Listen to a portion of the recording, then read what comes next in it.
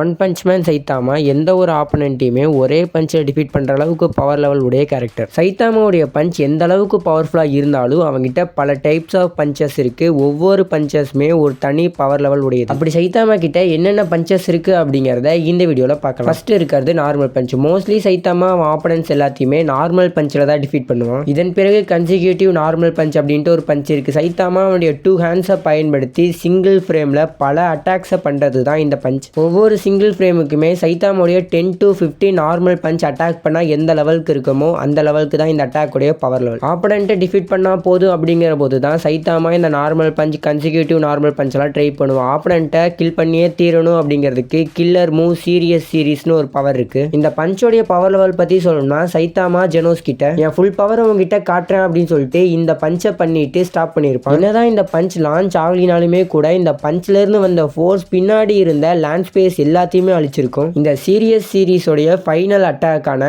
Serious punch அப்படின்ட்டு இன்னொரு punch சைத்தாமா கிட்ட இருக்கு. போரோ சைத்தாமாக்கு எதிராக சண்டை போட்டுட்டு இருக்கும் போது அவன் ரோரிங் கேனன் அப்படிங்கிற ஒரு அட்டாக்கை யூஸ் பண்ணலாம்னு சொல்லி வந்திருப்பான். இந்த அட்டாக் ஒரு ஸ்டாரையே டெஸ்ட்ராய் பண்ணிடும். அப்ப சைத்தாமா இந்த சீரியஸ் பஞ்சை யூஸ் பண்ணி தான் போரோஸை டிஃபீட் பண்ணியிருப்பான். போரோஸ் ஒரு கேலக்ஸி லெவல் த்ரெட். காமிக்ல சீரியஸ் பஞ்ச் மூலியமா ஏகப்பட்ட ஸ்டார்ஸ் டெஸ்ட்ராய் ஆயிருக்கும். இதன் பிறகு ஆம்னி டைரக்ஷனல் பஞ்ச் அப்படின்ட்டு ஒரு பஞ்ச் இருக்கு. சைத்தாமா நாலா பக்கத்துல இருந்துமே சிங்கிள் ஃப்ரேம்ல ஏகப்பட்ட சீரியஸ் பஞ்சஸை லான்ச் பண்ணுவான். இந்த பஞ்சஸால தான் காஸ்மிக் காரோ ஆல்மோஸ்ட் டிஃபீட் ஆகிற ஸ்டேஜுக்கு போவான். அண்ட் கடைசியா சைத்தாமாவுடைய ஜீரோ பஞ்ச் டைம் ரீவைண்ட் பண்ணி முடிச்சதுக்கு அப்புறமா ஃபுல் பவர்ல இருந்த காஸ்மிக் காரோவை ஜீரோ பஞ்ச் ஒரே அட்டாக்ல டிஃபீட் பண்ணி முடிச்சிருக்கும். காஸ்மிக் காரோ அந்த யூனிவர்ஸோடைய ஹையர் அத்தாரிட்டி பவர் லெவல்ல இருந்திருப்பான். எந்த அளவுக்குனா அவனால் அந்த யூனிவர்ஸோடைய எனர்ஜி ஸ்பேஸ் டைம் ஃபோர்ஸ்னு எல்லாத்தையுமே மேனுப்புலேட் பண்ண முடியும். அப்படிப்பட்ட ஒருத்தனை சைத்தாமா அவனுடைய ஜீரோ பஞ்ச் அப்படிங்கிற சிங்கிள் பஞ்ச் மூலியமாவே டிஃபீட் பண்ணி முடிச்சிருப்பான். இந்த அட்டாக்கோட இம்பார்ட்டன்ட் மேட்ரு சைத்தாமா இந்த அட்டாக்கை ரிலீஸ் பண்றதுக்கு முன்னாடியே லான்ச் ஆயிருக்கும். கொரியர் படி சொல்லணும்னா உங்களை சுடுறதுக்காக ஒருத்தர் கன்னை ஷூட் பண்றதுக்கு முன்னாடியே புல்லட் உங்க பாடியில பாஞ்சிருந்துச்சுன்னா எப்படி இருக்கும். அப்படிப்பட்ட ஒரு மான்ஸ்டர்ஸ் அட்டாக் தான் இந்த ஜீரோ பஞ்ச். இந்த பஞ்ச் மூலியமா அந்த யூனிவர்ஸோடைய கேஷுவாலிட்டியே ரிவர்ஸ் ஆயிருக்கும். ஒன் பஞ்ச் மேன் காமிக்ல காட்டின வரைக்குமே சைத்தாமாவுடைய ஸ்ட்ராங்கஸ்ட் பஞ்ச் இந்த ஜீரோ பஞ்ச் தான்.